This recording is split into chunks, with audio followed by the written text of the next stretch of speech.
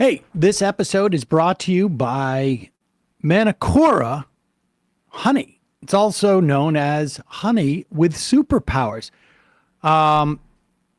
This has become one of my obsessions, this honey. We've been talking about it now. I think they've been advertising with us for a couple of years. But it is the most unique honey you have ever tried in your entire life. I don't care who you are or where you've been or what you've tasted. I feel very, very confident in saying that.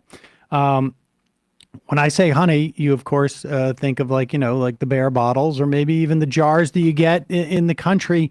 Well, Manakora honey is single origin honey. It is it almost has like the consistency of caramel.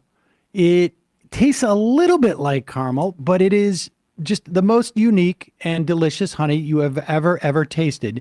It comes from tea trees in New Zealand. You can't get it from anywhere else, and it is supercharged with unique antioxidants and prebiotics. It has 3 times more than your average honey. Manakora honey supports immunity, it aids digestion, it boosts energy, it helps balance inflammation. It is a game changer, and all you need is 1 to 3 teaspoons a day to get these benefits in your tea, just directly into your mouth, which I often do, on your toast, on apples sometimes.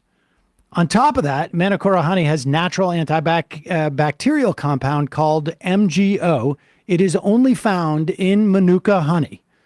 So if you look for something simple and delicious to add to your wellness routine, you have found your new healthy habit.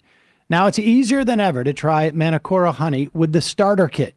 Just head to manakora.com/majority, get $25 off. Starter kit comes with a MGO 850 plus Manuka honey. You can have different levels of that MGO. 5 honey travel sticks, a wooden spoon, plus a guidebook. And I will tell you this about the honey sticks. They are awesome for kids' lunches. The jar and squeeze bottle, I love those. But the extra pack compostable honey stick, perfect for whenever you're on the go. You can bring them when you're traveling. You need a quick snack, running errands.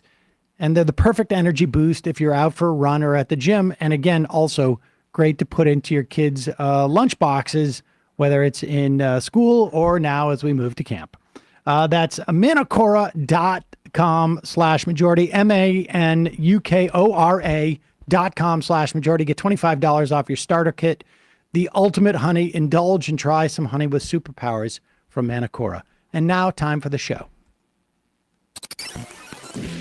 The Majority Report with Sam Seder. The destiny of America is always safer in the hands of the people than in the conference rooms of any elite. Sam Seder. They are unanimous in their hate for me, and I welcome their hatred. We must guard against the acquisition of unwarranted influence, whether sought or unsought, by the military-industrial complex. The Majority Report with Sam Seder. Ever get the feeling you've been cheated?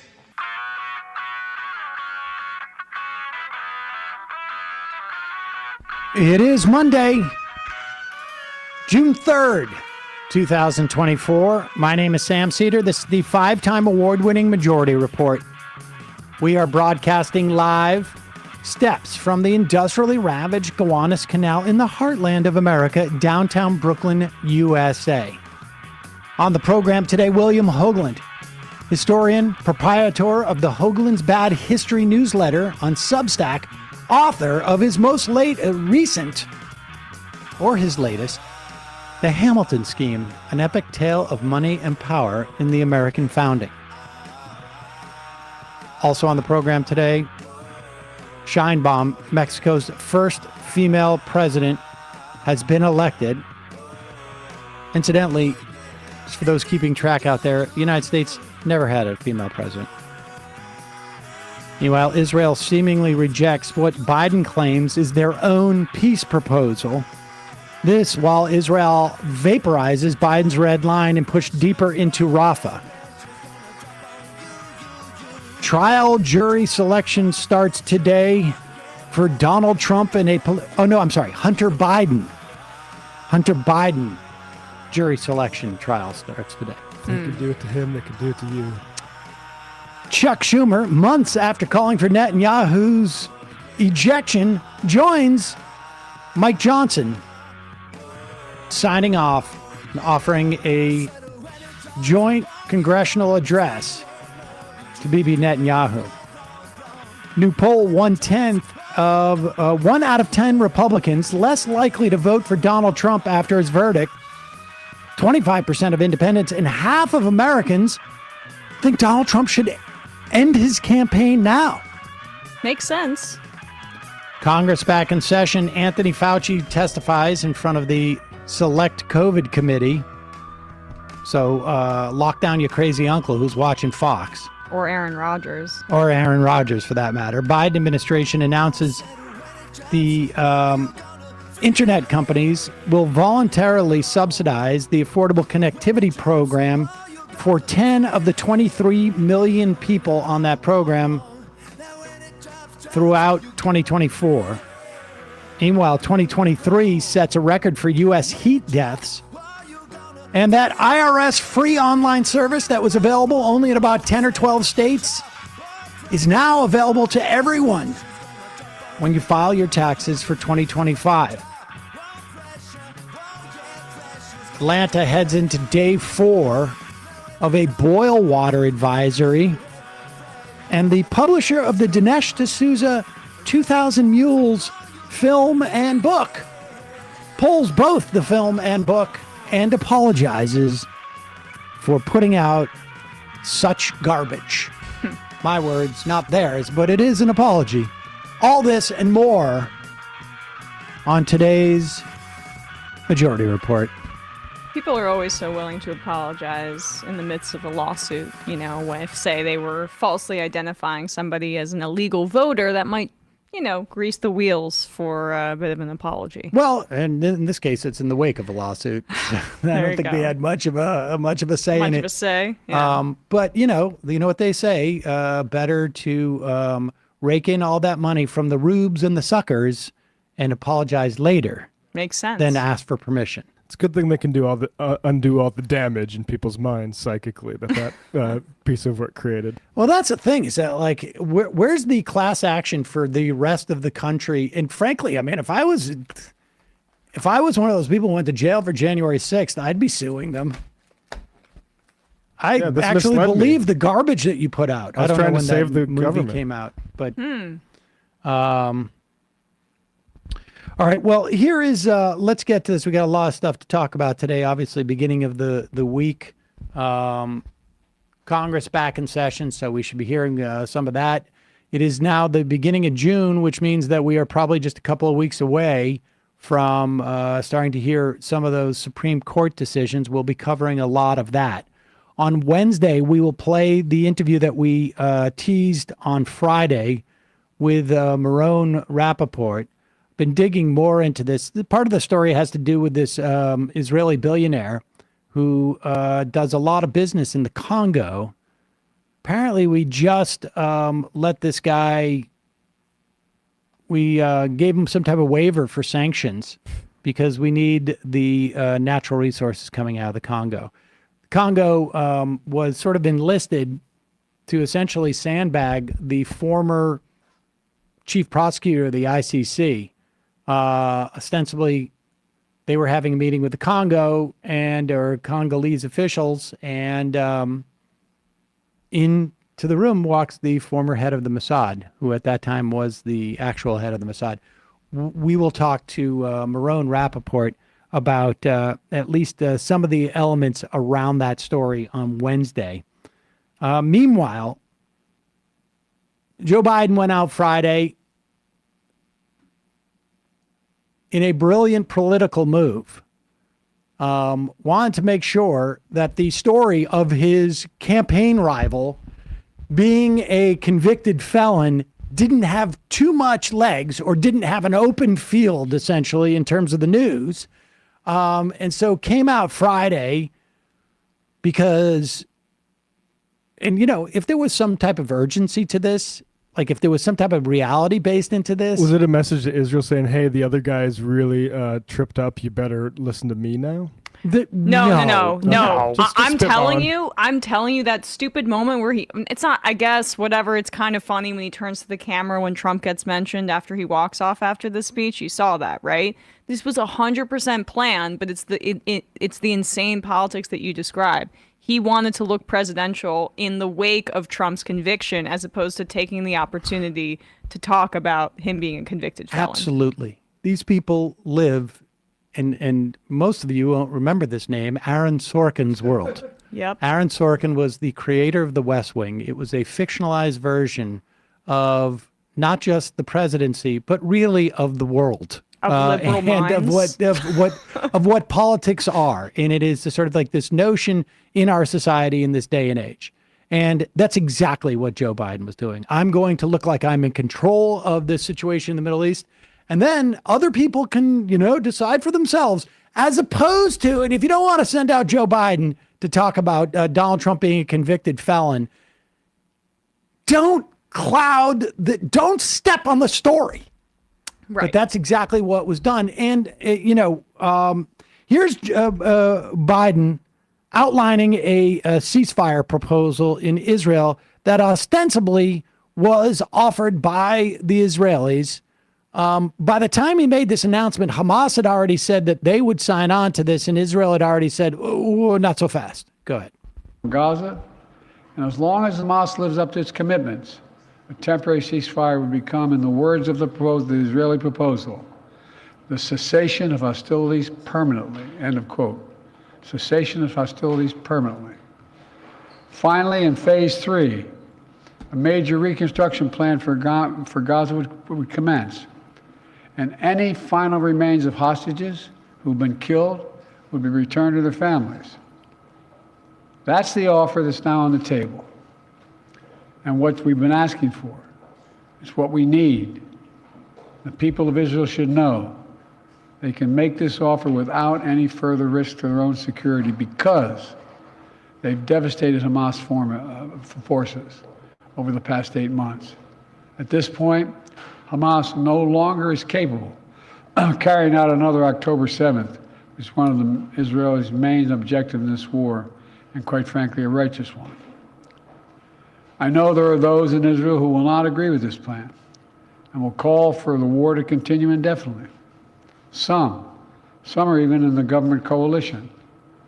And they've made it clear they want to occupy Gaza, they want to keep fighting for years, and the hostages are not a priority to them.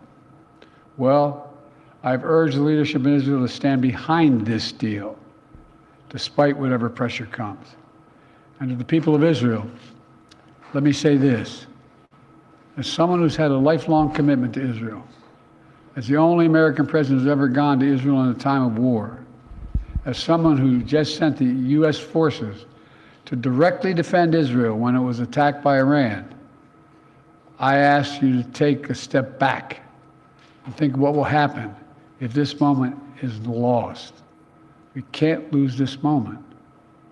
Indefinite war in pursuit of an unidentified notion of total victory will not bring Israel, will only bog down Israel and Gaza, draining the economic, military, and human resources, and furthering Israel's isolation in the world. That will not bring hostages home. That will not bring an enduring defeat of Hamas. That will not bring Israel lasting security. But a comprehensive approach that starts with this deal will bring hostages home. Okay. I mean, I think we get the message. And I think this is a great message for, early December of 2023. It appears clear that Biden has decided he's ratcheting up the pressure. But the point is that the ratchet has been so slow.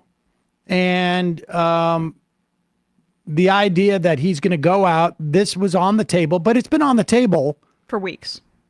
at least for This weeks. is the same proposal that Israel said that the U.S. announced, Hamas agreed to, and Israel said that Hamas and the U.S. had basically changed language late in the process, which they're also kind of claiming at this point, because Biden is trying to give Netanyahu and the Israeli government an ability to say that they were victorious in this, to give them some sort of cover for their own domestic political concerns. But as you say, it's way too far gone. It's obvious that Israel has now twice basically rejected an almost identical proposal, and it's Hamas and the United States and the mediators in Qatar that are on board with this.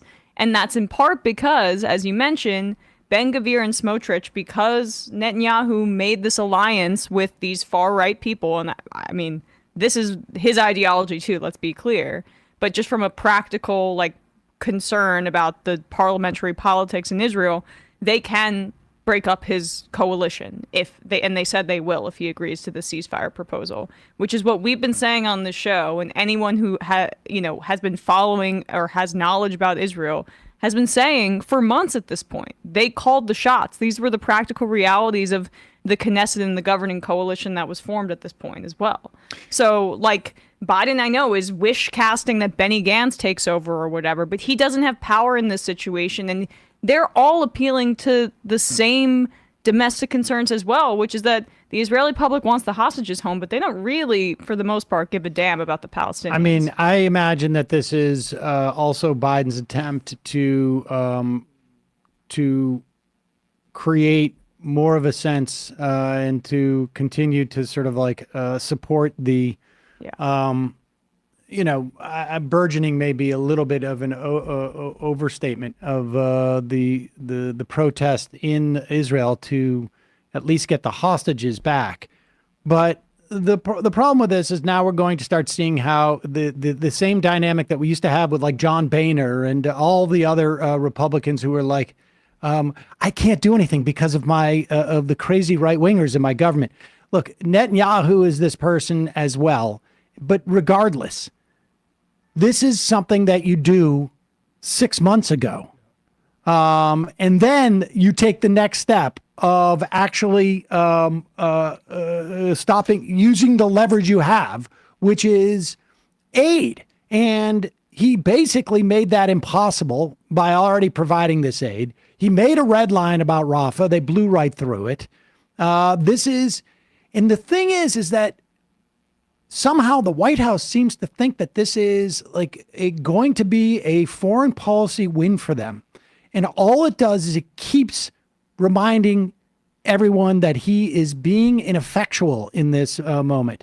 He has arrows in his quiver that he is not using. And it just looks like he doesn't look like a statesman in this instance. No. It doesn't look like he's in charge of the situation whatsoever. You think we're going to go to a pre-Oslo reality after this genocide? I mean, what kind of delusion are they trying to deal with here? And they're trying to force through this Abraham Accords deal to bring back kind of U.S. hegemony in the region. But I don't really think that's possible, especially as it relates to Israel. And also the practical realities that they should have been considering this entire time as well, including the coalition Netanyahu has created, is that when this ends, this brings a reckoning for the state of Israel, because independent investigators are going to go into Gaza and confirm all these war crimes and probably much higher death tolls than we know. And then there's also going to be a domestic investigation into security failures on October 7th, in addition to Netanyahu's corruption issues. Right. So all of this should have been taken into consideration, but it wasn't, because Biden has a massive blind spot about Israel. We still haven't cut off weapons, and this is we're 8 months into this.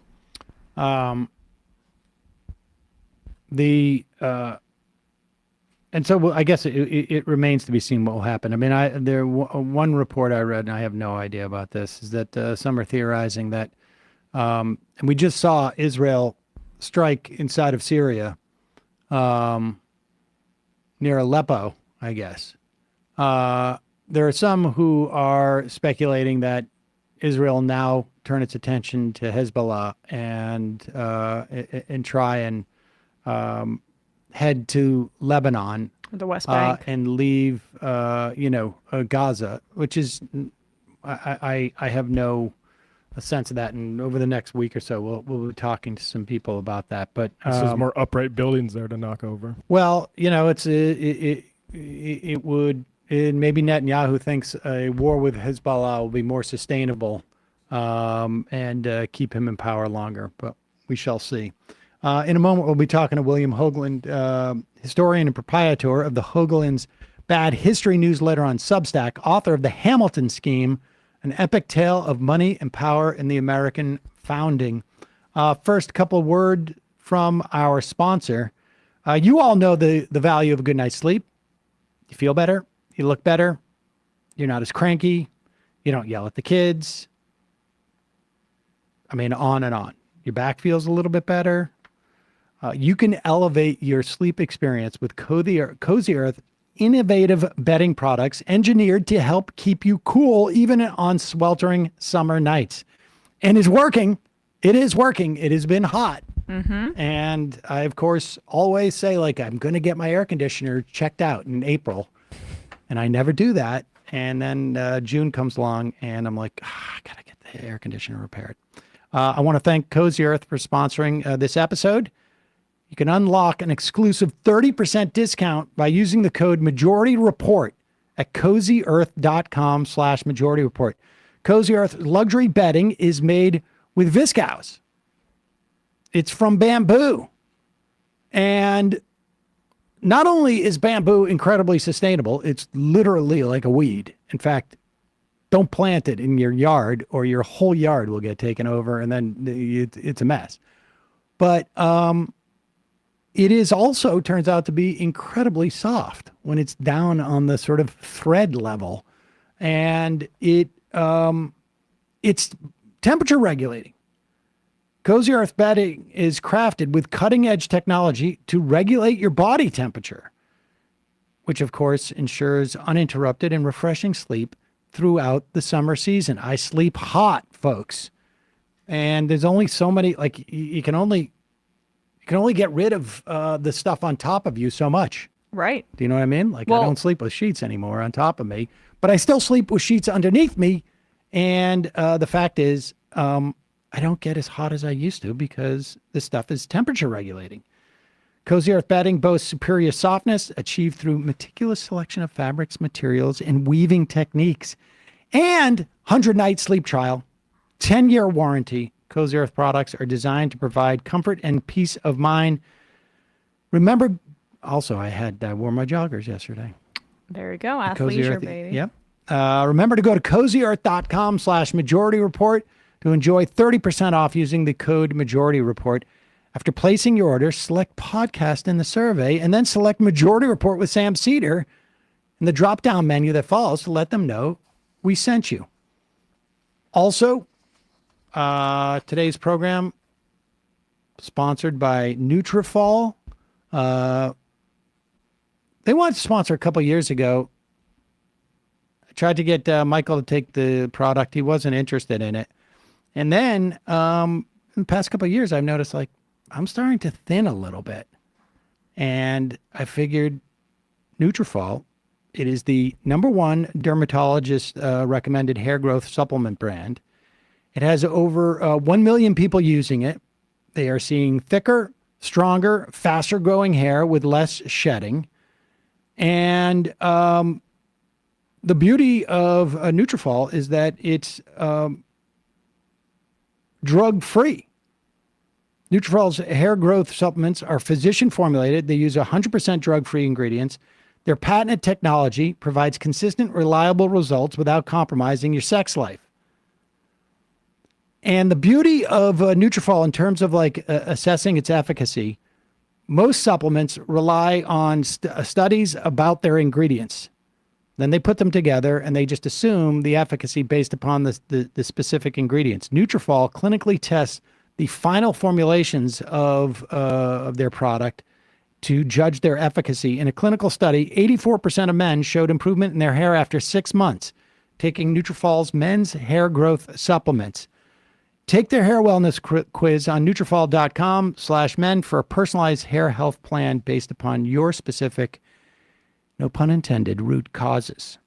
Nutrafol building a hair health routine is simple. You purchase online. You don't need a prescription. You don't need any doctor's visits. Free shipping, automated deliveries ensure you'll never miss a day. You will see results within 3 to 6 months. Take the first steps towards achieving your hair growth goals. For a limited time, Nutrafol offering our listeners $10 off your first month subscription and free shipping when you go to Nutrafol.com/men. Enter the promo code TMR. Find out why over 4,500 healthcare professionals and stylists recommend Nutrafol for healthier hair. Nutrafol.com/men, spelled Nutrafol.com/men, promo code TMR. That's Nutrafol.com, promo code TMR. We'll put the links in the podcast and YouTube descriptions and at majority.fm. We'll be back in just a moment with William Hogeland, historian and proprietor of the Hogeland's Bad History newsletter on Substack, author of The Hamilton Scheme, an epic tale of money and power in the American founding. Be right back after this.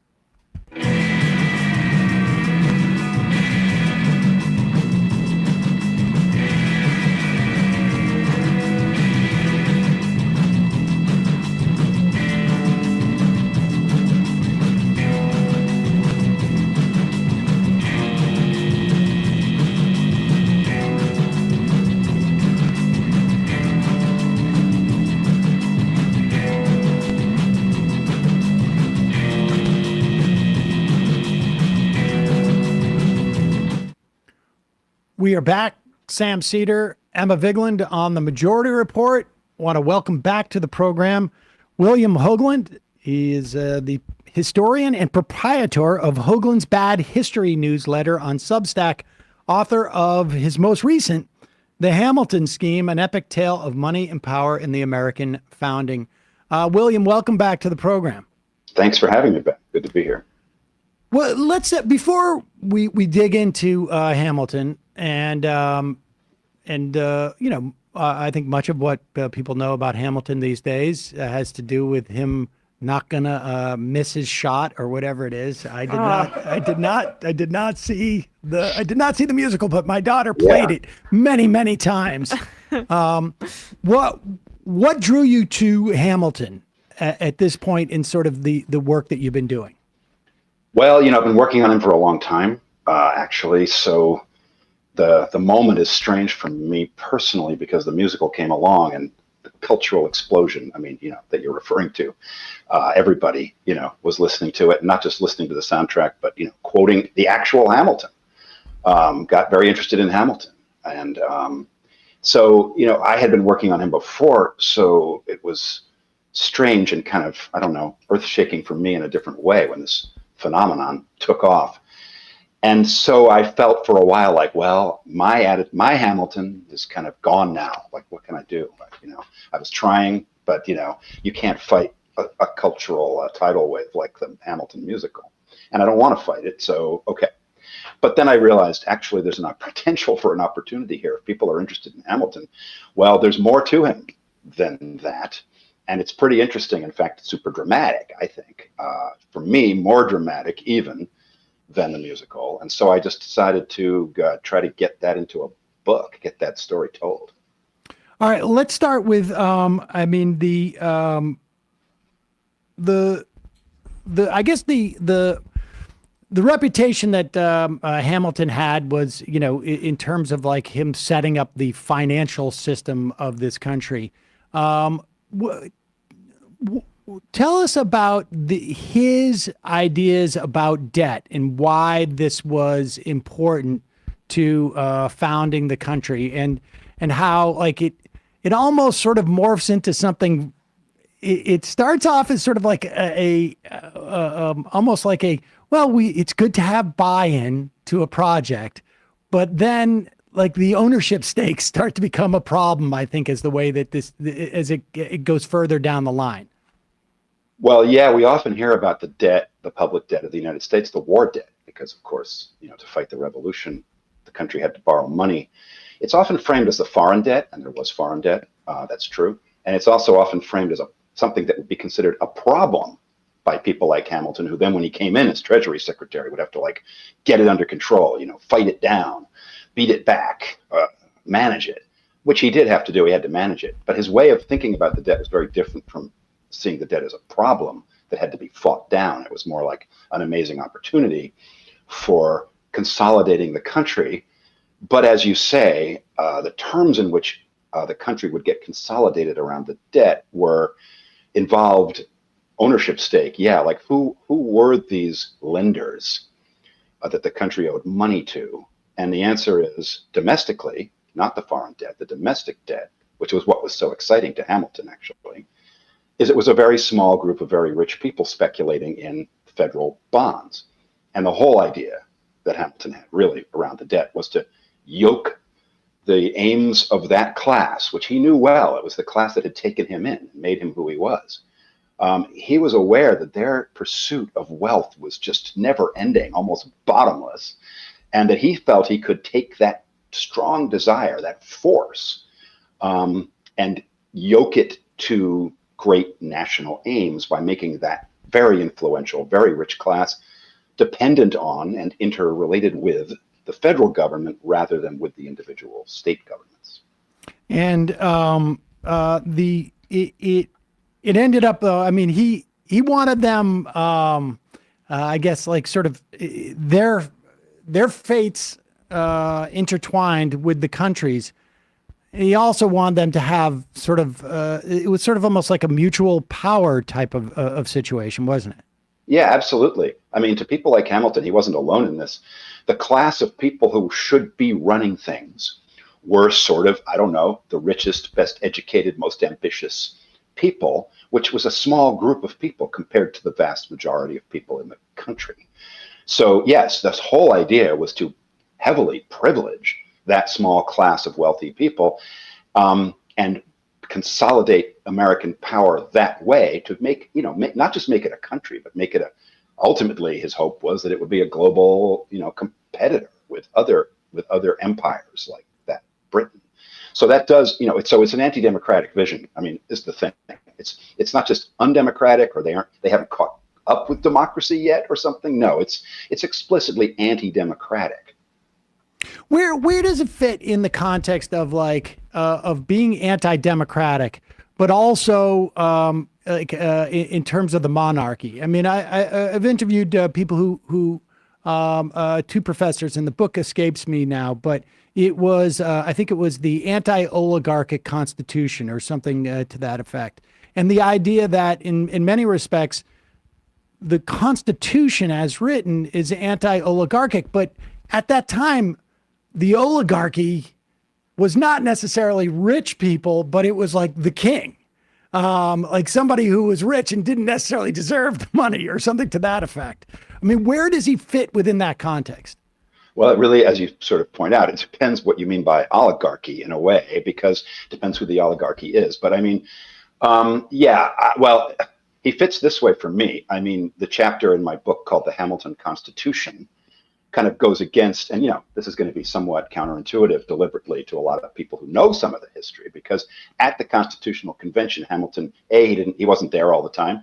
He didn't speak much. When he spoke, he sort of bothered, but what he was saying bothered people there. So a lot of people don't see the Constitution as Hamiltonian exactly. Some of his biographers almost could have go, well, this wasn't his finest hour, let's just move on. I actually think the opposite. I think his way of thinking is what got them into the room in the first place, and that what they came out with at the other end was a constitution that did indeed have the mechanisms built in. And this was the fundamental reason he thought they should have the constitution built to create what was effectively an American oligarchy around these rich bondholders of federal debt. And I'll add to that actually the federal bondholders themselves very explicitly in petitions and other primary sources pretty much say, like, this is why we have the Constitution. You've got to make us whole. This is what the Constitution's for. And I think this way of looking at the Constitution, while possibly distressing in some ways, maybe because it's distressing, has been really largely overlooked in public history. And people should remember too, at that time, senators were not elected directly. I mean, there was it was set up really to protect these interests. And then juxtapose that with like sort of our perspective of the Federalist Papers, which were which we now take as, I think, from your estimation, as far more relevant to understanding the Constitution than they were deployed to be in the first place. Yeah, they've had a weird history because now, I mean, judges look to this as an authority in court findings and so forth about how the Constitution is supposed to work. They really, what we call the Federalist Papers was a series of essays, op-eds, really you could call them, I guess, in which Hamilton, Madison, and John Jay were trying to persuade the voters of New York to vote for representatives and for ratification of the Constitution. And when you read them kind of in the context, I don't know, that I have come to, they're interesting pieces of work, and some of them have some relevance, of course. But actually, some of the things they're saying in there are, first of all, they're not always what they really think. They're trying to persuade people like, no, this Constitution's great. Like they're raising fears and saying the Constitution's the solution to your fear, or raising issues or raising interests and saying the Constitution will satisfy your interests. So they're pitching really hard in these essays. And then, kind of, I don't know if this is relevant either, but like they didn't really have much impact on ratification in New York.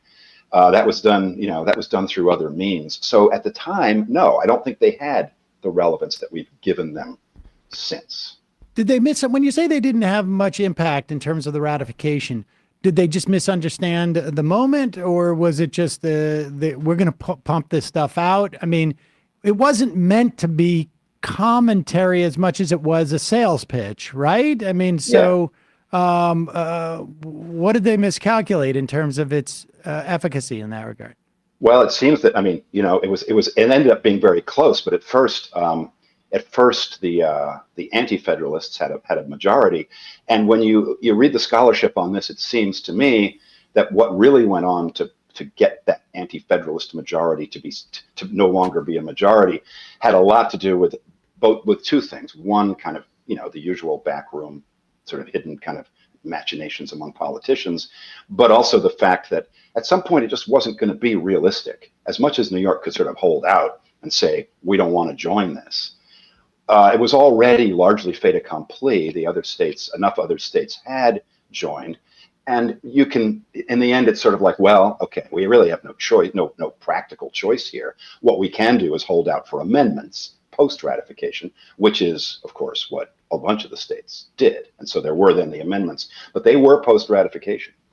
So would it be fair to say that Hamilton effectively leveraged these debts to get these wealthy capitalist types to buy into kind of a nationalistic project in ways that maybe they wouldn't have if the anti-federalist vision won out, but it also involved a lot of anti-democracy in the way that it formed itself? Yeah, I think that's totally fair to say. And the anti-democracy piece becomes a pretty dramatic part of the story, because it isn't just like in the process we have to give up on democracy. It was a fairly assertive anti-democracy agenda coming from Hamilton. And at the same time, there were actually people. I mean, I guess this is one of the things that's, again, I don't think really well understood, is like, because we could say, well, they weren't into democracy. And it's like, well, no, they weren't. But people then say, well, but who was at the time, really? I mean, that seems anachronistic to expect anybody to be into democracy at the time. And that's just not true. It's precisely anachronistic to leave out the people who were fervently in favor of greater democracy. Let's just put it that way. And these were the people, even though they're largely left out of our discourse, these were the people that Hamilton was most concertedly trying to put down throughout his career. Let's talk about those people. I mean, and maybe we see it in the context of Shays Rebellion and then ultimately Whiskey Rebellion, which I know you've written about in the past and write about here too. Let's just start with Shays Rebellion, just because I grew up in Worcester, Mass, and so I have a natural affinity to that one. But I mean, where does that fit? And when we talk about people who are interested in democracy at that time, like what did that mean to them? Yeah, I mean, that second part, we should talk about Shays Rebellion because it fits right in here. But that second part of that issue you raised, what it meant to them and it was a movement. It was a movement, and it was an interstate movement, not organized as well as it might have been, sort of chaotic at times, spasmodic. It was the people. It was a group of people. Basically, it was white men left out of the process, which is to say, really, in most places, the majority of white men, because if you didn't have a certain amount of property, you didn't vote. And if you didn't have even more property than that, you couldn't stand for office. And so there was a concerted movement I think of it as a labor movement, really, on behalf of the majority that was doing all the real, kind of labor work, which would include in those days, small subsistence farming and artisan shops and so forth. And tenants, many tenants, because we often have this idea that everybody had their own little piece of land back then, but they didn't at all. So this kind of, I don't know, motley group of people wanted to break the tie. And this is a pretty radical thing to want to do at the time. Break the tie between property ownership and, I don't know, rights, basically, political rights. And so while it was not democracy either, in a lot of the ways we might want to think about democracy, they weren't pushing for rights for women, most of them, and people of color and so forth, although some were abolitionists and some weren't. It doesn't perfectly fit our ideas about what democracy ought to be. The radical thing about this kind of founding era labor movement was that they wanted to snip the cord that had long yoked the idea of rights in the minds of the elite American revolutionaries anyway to property ownership. So that's kind of a long answer to the second part about who were these people and what did they want. No, but I like that answer, and I want to even expand on it more because I'm curious as to when we talk about, I mean, if you have a burgeoning movement that wants to untether, they want to untether the relationship between having to hold property and having rights in society to dictate the outcome of society, not dictate it, but to participate really in the outcome of society. Right. Where do we get like the concept of property rights? Like when we see property rights referenced in our founding documents, is that a defensive posture or is it a positive right or a negative right that we're reading when we see it in that way? Right. Well, I mean, in terms of defensiveness, I think frequently it is defensive in the sense that the traditional governing elites of the day and across party lines or partisan lines, they kind of got together on this at the Constitutional Convention. Then trouble came among them. But they got together on this issue ultimately, which is that, that property rights need to be defended from what they saw. And you can read the letters where they write to each other in a state of high anxiety. They saw the idea that this democracy movement, this labor movement, was going to just take over the individual states and start. I mean, literally, Henry Knox writes to George Washington. Henry Knox had been the Secretary of War for the Continental Congress and Washington's artillery general and so forth. He writes to Washington saying that they're going to take over. They believe that since they fought the war, which of course had been the normal people, had been the foot soldiers in the war, they think because of that all property should be divided equally and everyone should have a fair share. And this has to be stopped. And Washington was like, yeah, this is a big moment. We've got to stop this. So that property rights thing it was a tenet, a longstanding tenet of what rights were supposed to be based on, according to the people who led the revolution, famous people. And at the same time, when they're making sure to shore up property rights, it is defensive. It's defensive against what they saw as a movement that was going to take them away. Okay, so let's talk about Shays Rebellion. In that context, that's the context in which it occurred, right there. I think a lot of people know that it was one of the instigating factors in calling the Constitutional Convention, that you had this uprising in Massachusetts of ordinary people, poor farmers, just not only not paying their taxes because they couldn't afford to, There was an incredibly regressive tax situation in Massachusetts. And here's the place where it connects with the debt. The idea was Massachusetts decided we're going to fund the debt ourselves, pay off the rich people of Massachusetts and others throughout the country who had bought Massachusetts bonds. And they instituted taxes to do this that came down heavily on people who had no bonds, never would have had a bond in their lives. And they couldn't pay, and they had just come back from the war. These are Revolutionary foot soldiers who just come back from the war, and some lower officers. And they rose up. But what they rose up about, which is so rarely kind of put into the center of their vision, is against this kind of regressive finance policy. That's what they were fighting against, and that's what was so terrifying to the traditional elites around the country about the Shays Rebellion, because they started shutting down.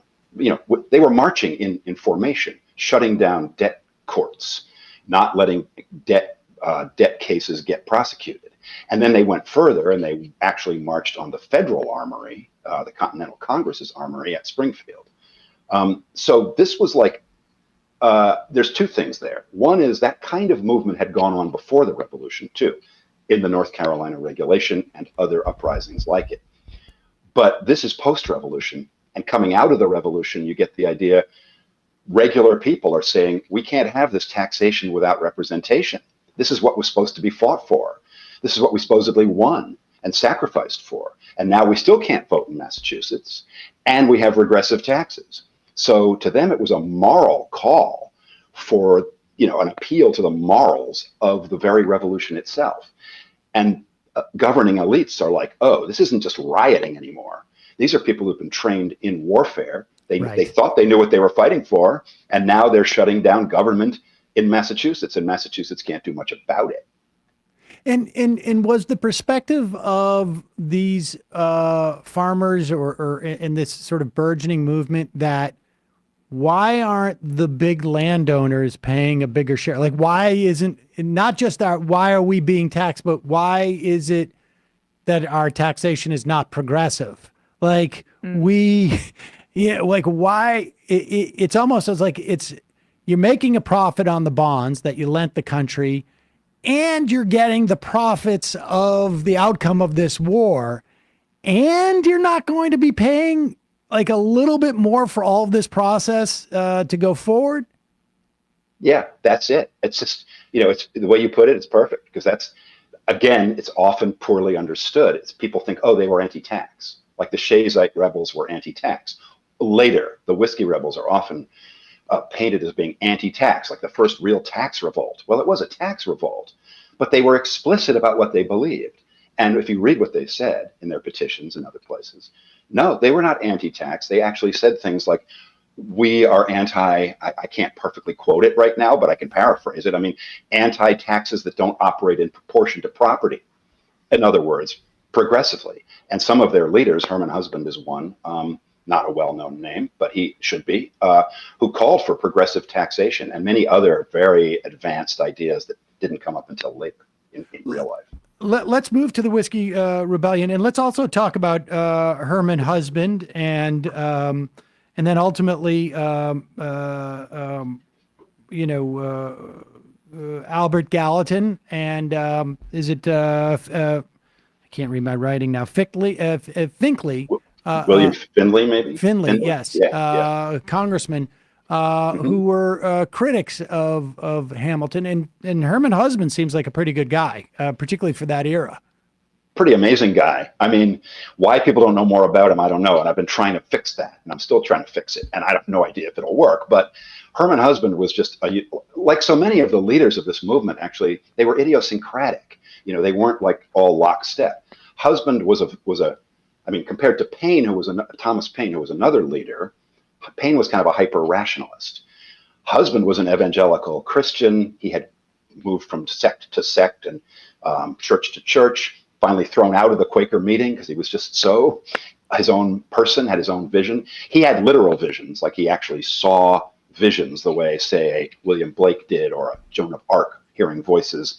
So a lot of people in the governing elites, especially, not surprising, they called him like the madman of the Alleghenies where he lived.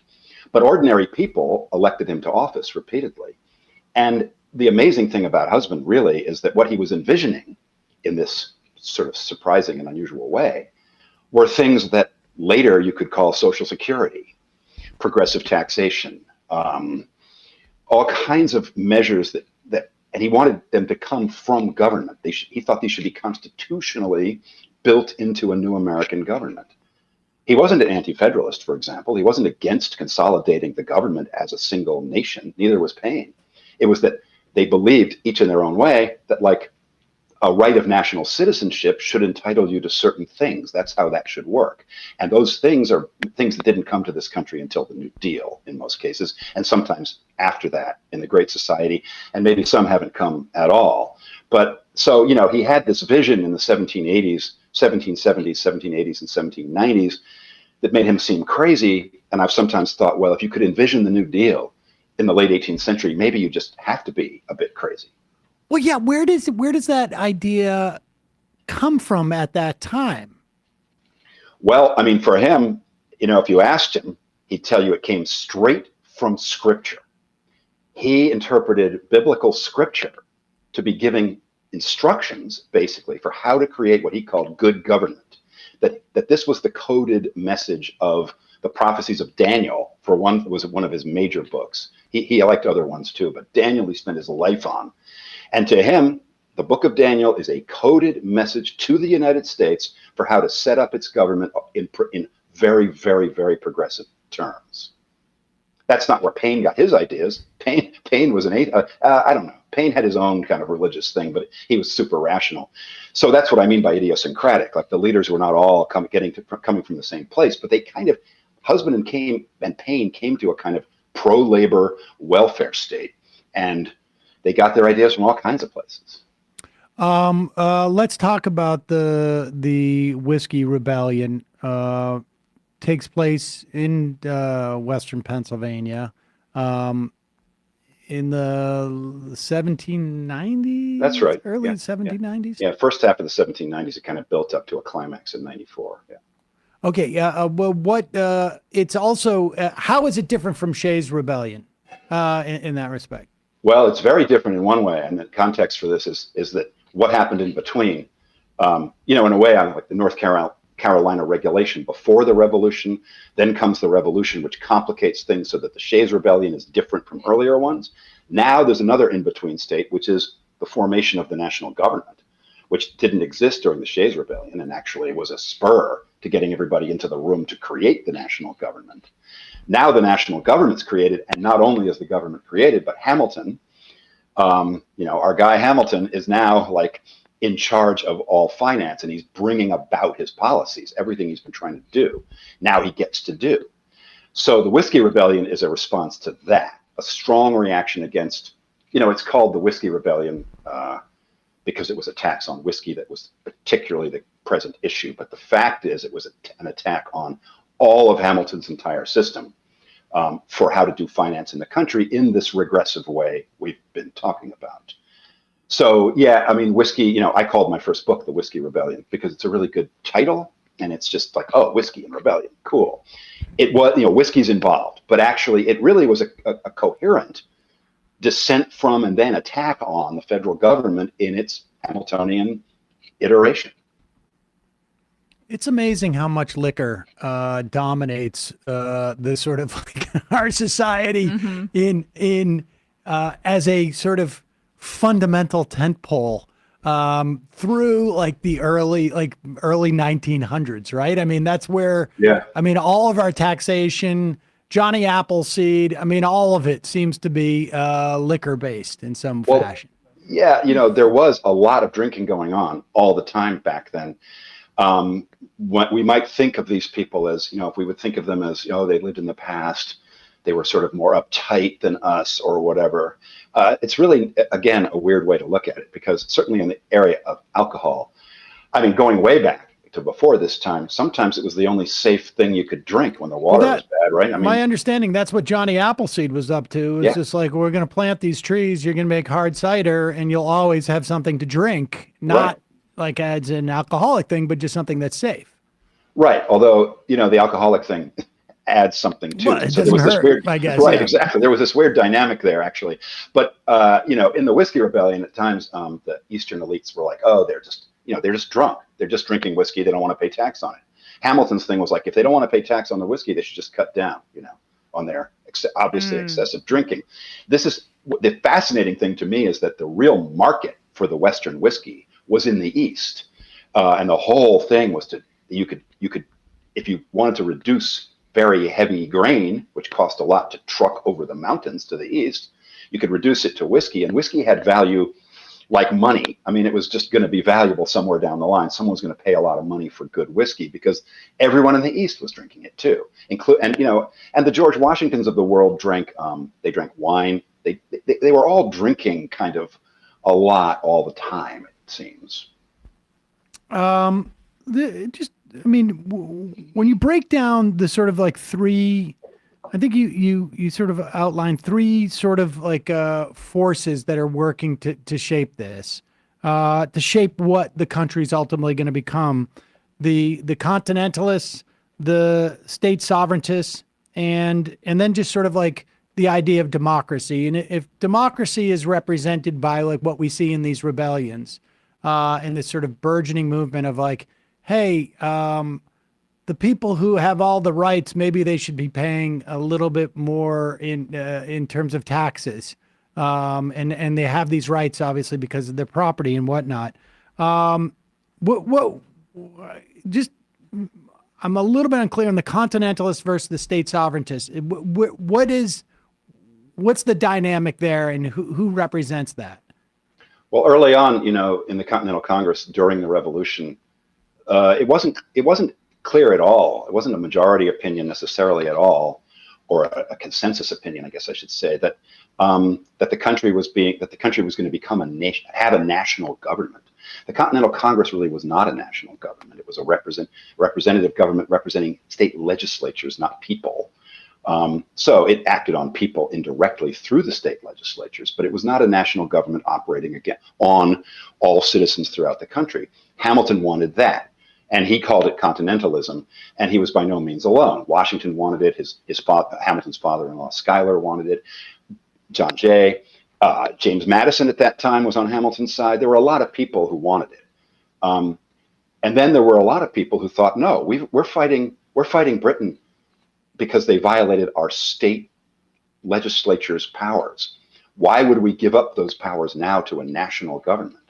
So within the governing elite, you have this absolute conflict, which later on becomes kind of like the Federalists versus the Anti-Federalists. And after that, it becomes, and you know, sometimes it's seen as the Jeffersonians versus the Hamiltonians. And then I'm saying, and we frequently look at the whole country's history and sort of the psychology of the country. And we say, oh, it's basically Hamilton versus Jefferson. That's been our sort of dilemma throughout the history. Hamiltonians versus Jeffersonians. I'm kind of saying, yeah, there's that. But there's this third force that nobody wants to talk about, which represents the majority of free laboring people in the country. Maybe you might call it the white working class of the day, that movement I was just talking about, which actually obsessed Hamilton and compelled his attention because he wanted to crush it. So I'm really trying to say that it's not a binary. There's really three forces. There's two forces in the governing elite that are at each other's throats. And then there's a third force that each of those two governing elite forces have a kind of a funky relationship with. And that's kind of what I'm tracing.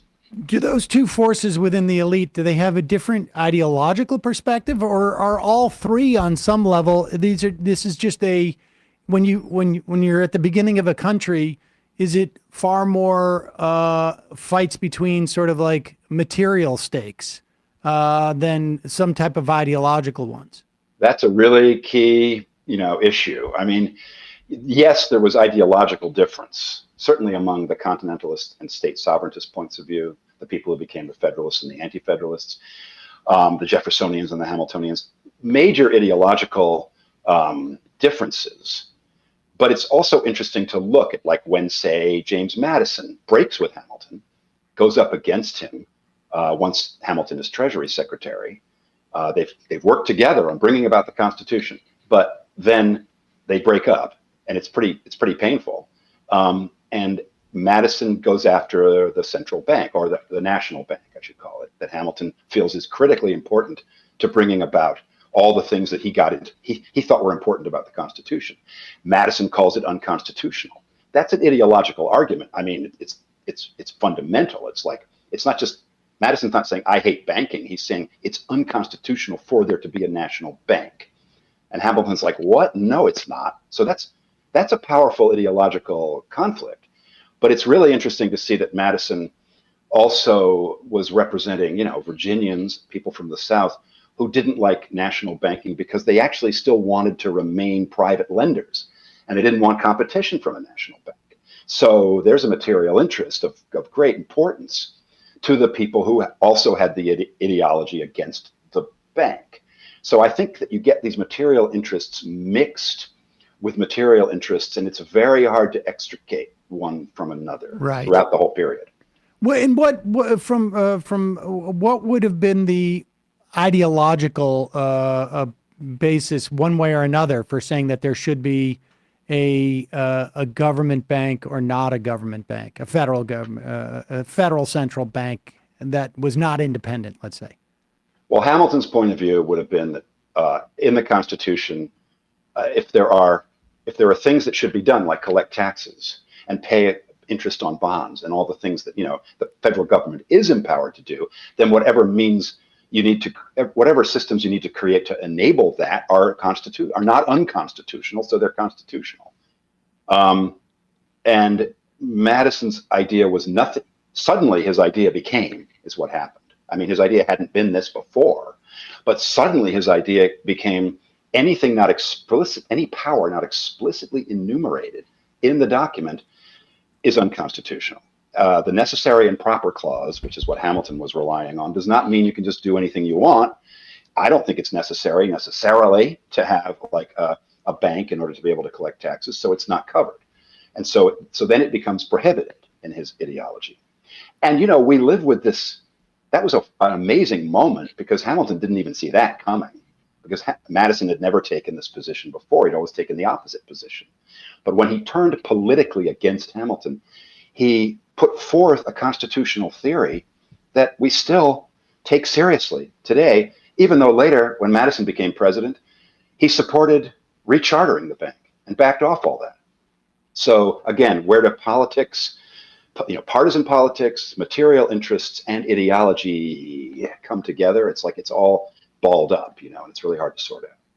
Madison of that moment, I think, would find some solace with probably like Gorsuch and maybe Clarence Thomas these days, in terms of like the federal government doing anything in service of anything. Yeah, I mean, this whole idea that is taken seriously by many people, that there's a legitimate ideology around, of course, the federal government's power is limited. I mean, of course, we want power to be limited. But the idea that, early on, it was like the anti-federalists who had at first said, oh, this government's overpowered. It's over-empowered. We can't ratify the Constitution. Suddenly, they changed their tack, and they said things that we do hear today from people in high places, that not as only is it not overly empowered, it can't do anything, which all happened like they turned on a dime, really, and did a 180 in a few months to develop that ideology, which people stand on to this day. And then Albert Gallatin comes in following Hamilton and basically goes on a project to undo what Hamilton did. Was he doing this again? Was this in service of democracy, or was it just in service of, I got a different bunch of friends who are landowners? Well, that's a really, again, a complicated issue. So, try to pull those things apart. Actually, I think Gallatin, he was kind of a centrist in certain ways. Like, he came in with the Jeffersonians, and he was a committed Jeffersonian, and he was Jefferson's Treasury Secretary. And then he was Madison's Treasury Secretary. So he was Treasury Secretary longer than Hamilton, because he was in 2 administrations, and each of those administrations was 2 terms. He didn't go all the way to the end of Madison's second term, or all the way through Madison's first term. I can't remember right now. I don't have my book in front of me. But yeah, he was in 2 administrations and had a huge impact on the country. And his job was, Jefferson told him, okay, good, you got the job. Go in there today dismantle everything Hamilton did. Just throw it out and build the right thing. And tell me everything he did wrong and all his mistakes and everything. And we're just going to throw it all out. Can't throw the bank out because it's got a longer charter, but everything else. And when the charter comes up, we'll get rid of that too. Gallatin was not that extreme. He was a Jeffersonian, but he actually had a very interesting kind of middle position where he went into work at the Treasury office and was like, wow, you can't just shut this down. The whole country will fall apart. He had to go back and tell Jefferson, it's a house of cards. If you pull one piece of this out, the whole thing's going to fall apart. So what he did, because he was an incredibly patient person, at a time when nobody else was, it seems to me, he sat there for years, year after year after year, staying in Washington, staying at his desk in the heat, in the summer, and humidity, smoking cigars and sitting at his desk and working to whittle down the public debt. Not just throw it out, whittle it down, whittle it down, whittle it down. And the amazing thing, one of the amazing things, is that that's the period where Jefferson, who had come in on this anti-tax, small government kind of deal, that's when he did the Louisiana Purchase, which had to be financed. And that's when they started having wars that had to be financed. And Gallatin's sitting there managing this kind of Jeffersonian ideological extremism combined with Jefferson not doing Jeffersonian things, doing un-Jeffersonian things, and focusing on whittling down the debt, which took incredible discipline. And he did very well for a long time. But his arc ends up being, to me, another one of the sort of tragic arcs of that period, because in the end, his own party, the Jeffersonians, now called the Republicans, his own party turned against him. And so he ends up really unable to complete his tasks. And he's just dealing with, they want to have the War of 1812, but they don't want to pay for it. He's like, if you want to have this war, you've got to pay for it, which means we need taxes, which means we need to do the Hamiltonian type of things. And they're like, oh, he's a Hamiltonian. He was stuck in the end. So it's another career that has an arc that's not always happy, but I think really dramatic and really interesting. Okay, so lastly, Hamilton's legacy, like where do we see that today outside of, the Broadway musical? The funny thing is that the Broadway musical, as unpredictable as it was and as impactful and so forth as it was, seeming to come out of nowhere, was really the cherry on top, in a way, of a long period of building up Hamilton's reputation again in policy circles, federal government policy circles in the 1990s during the Clinton administration. Robert Rubin and people like that in Clinton's administration they found inspiration in Hamilton. The George W. Bush administration, his Secretary of Treasury Paulson was a Hamilton fan, and then that crosses over during the financial crisis in 2008 when Obama comes in, and the incoming Obama administration starts working with the outgoing Bush administration to wrestle with the financial crisis, and Hamilton was a huge influence on them, a huge impact on them. They lionized this particular founder. What part of it was it? Was it the regressive nature of Hamiltonian policies? I mean, what was it, or just the veneration of finance? They wouldn't call it the regressive nature, and I don't know that their understanding of Hamilton was the same as mine. So no, but the veneration was for the bailout, for like he was Mr. Bailout. Timothy Geithner referred to Hamilton as Mr. Bailout. He was and so how do you save a financial system? How do you heroically save a financial system? And then, was the interest in making sure that every small person, ordinary person thrown out of their home, make them whole? Or was the thing to save, make sure the companies that are too big to fail don't fail? Right. It's you do get it. It's the centering of finance as a first order, like an end, like a means in and of itself, versus, or I should say, an ends in and of itself versus a means to embetter people on some level. Yeah, I mean, the rationale would be the whole country's going to fall apart. There's not going to be milk on the shelves next week if you don't do this, which Paulson kept coming into Congress and saying, actually. And then there was milk on the shelves the next week, and the congressmen are like, you told us there was going to be no milk on the shelves if we don't do what you say. So, I don't think they think of it as like, we don't care about ordinary people. We just care about finance as its own self-generating engine. I think they think it's good for the country, obviously.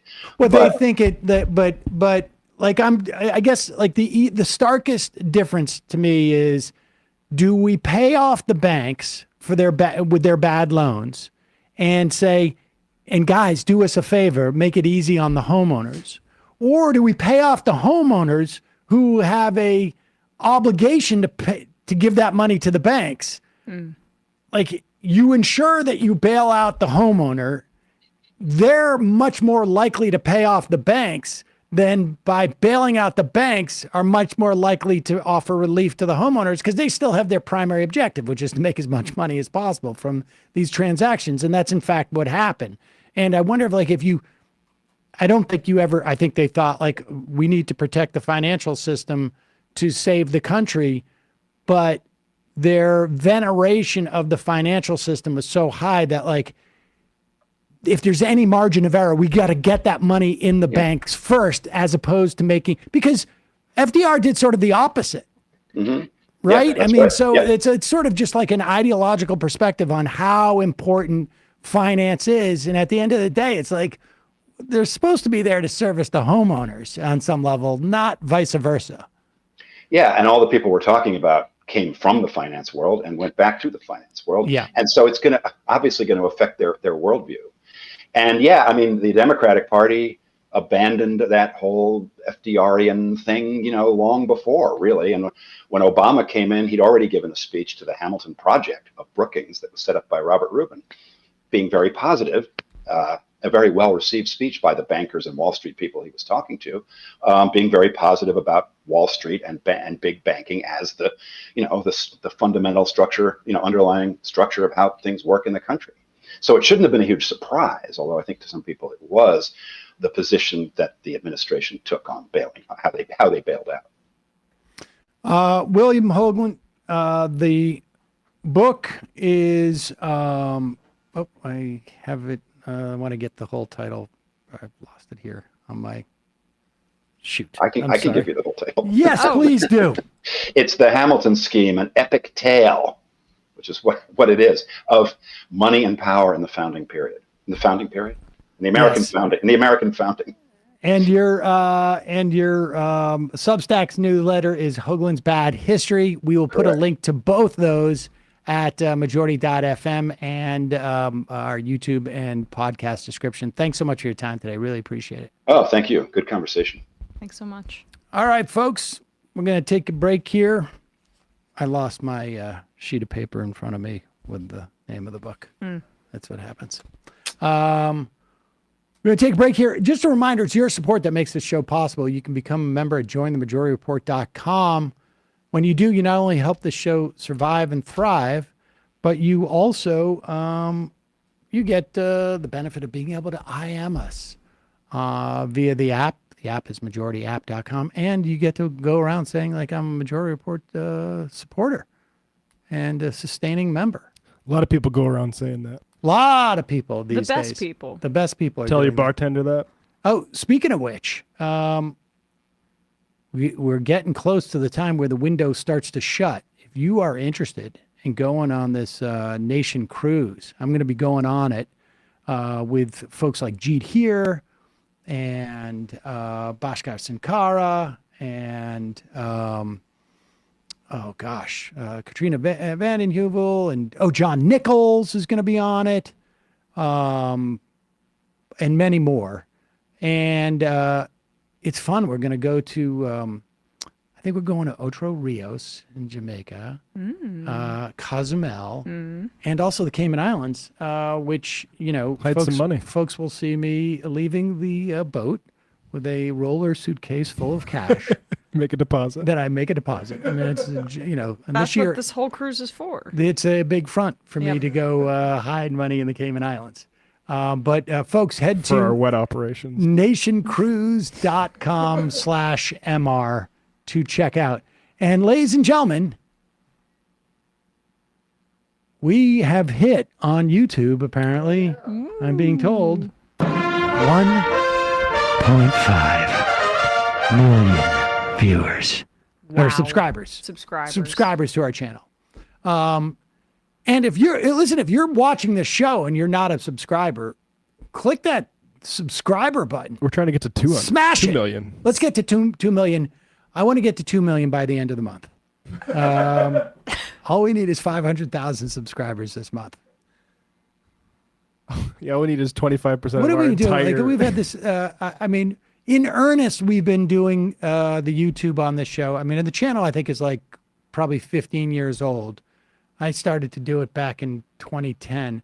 I started in 2015. We had 35,000 subscribers. Yeah, Wow. we hadn't really started doing it seriously until then.